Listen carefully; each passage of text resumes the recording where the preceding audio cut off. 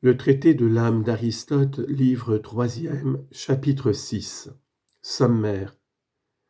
L'intelligence est, de sa propre nature, infaillible tant qu'elle ne s'applique qu'aux indivisibles. L'erreur ne vient jamais que des combinaisons de la pensée. L'intelligence dont la fonction est de prononcer sur l'essence et non sur les accidents des choses ne peut pas se tromper. Ainsi donc, l'intelligence, quand elle ne s'applique qu'aux indivisibles, ne peut commettre d'erreur, car dans les cas où il y a erreur et vérité, c'est qu'il y a déjà comme une combinaison de pensées réduite à une sorte d'unité.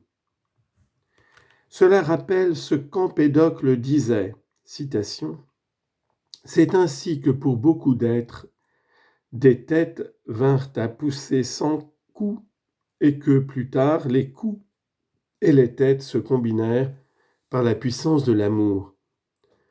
De même aussi les pensées, toutes séparées qu'elles sont les unes des autres, sont combinées par l'intelligence, par exemple celle de l'incommensurable avec celle du diamètre. Il s'agit de choses qui ont été ou qui doivent être. L'intelligence y suppute en outre le temps et l'y combine. C'est que l'erreur ici non plus ne se trouve jamais que dans la combinaison. En effet, quand on suppose que le blanc n'est pas blanc, c'est par une combinaison qu'on affirme qu'il n'est pas blanc. Mais on peut dire aussi toute chose par division. Quoi qu'il en soit, il peut non seulement être vrai ou faux que Cléon est blanc actuellement, mais encore qu'il l'a été ou le sera. Ce qui fait que tous ces éléments deviennent une unité, c'est l'intelligence qui combine ainsi chaque chose. Mais, comme indivisible a deux sens, indivisible en puissance et indivisible en acte, rien n'empêche l'intelligence, quand elle pense l'étendue, de la penser indivisible, puisque l'étendue est indivisible en acte. Et aussi de la penser dans un temps indivisible, puisque le temps est divisible et indivisible comme l'étendue. On ne peut donc pas dire que l'intelligence pense quelque chose dans chaque moitié, car l'étendue, tant qu'elle n'est pas divisée, n'est qu'en puissance. Mais en pensant à part chacune des moitiés, l'intelligence divise aussi le temps du même coup. Le temps est alors comme les deux étendues diverses, et si l'intelligence fait une sorte de tout composé des deux moitiés, il en est aussi de même pour le temps qu'elle applique aux deux.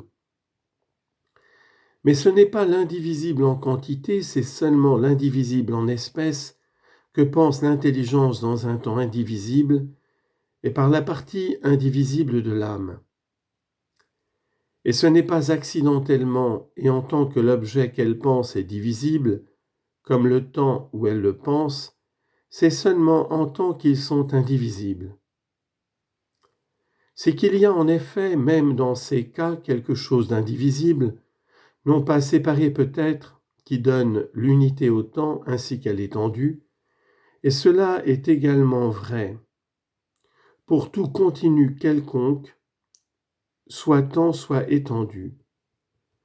Mais le point où toute division analogue et tout ce qui est indivisible en ce sens sont toujours exprimés comme la privation de quelque chose. Le raisonnement d'ailleurs est le même pour tout le reste. Et l'on peut demander par exemple comment l'intelligence connaît le mal ou le noir.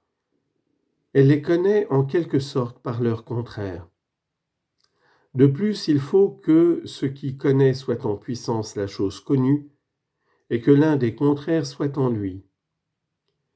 Mais s'il y a quelqu'une des causes qui n'ait plus besoin de contraire, cette cause se connaît elle-même, elle est en acte et séparée.